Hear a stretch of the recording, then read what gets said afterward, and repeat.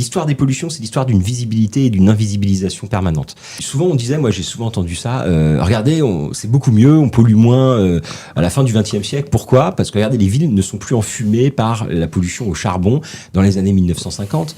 Une grande partie de l'industrie... Ce qui s'est passé à Londres, là. Voilà, le fameux smog londonien dans les années 50, qui va être une sorte de déclencheur. Qui fait 10 000 morts quand même, je crois. Hein, voilà, c'est énorme. Selon les évaluations, il y a eu 10 000 morts. Alors, c'était la reconstruction, la croissance économique qui explose. On n'avait pas assez de charbon. On a cramé un charbon dégueulasse dans des conditions climatiques qui étaient apocalyptiques. Donc là, l'effet a été maximal. Et ça a été, à la suite, les autorités britanniques ont fait voter une des premières grandes lois pour assainir l'atmosphère urbaine, etc., des villes, etc. Donc, vous savez, le charbon a disparu. Le charbon a disparu des villes occidentales. Les fumées noirâtres typiques des villes industrielles du 19e siècle n'existent plus.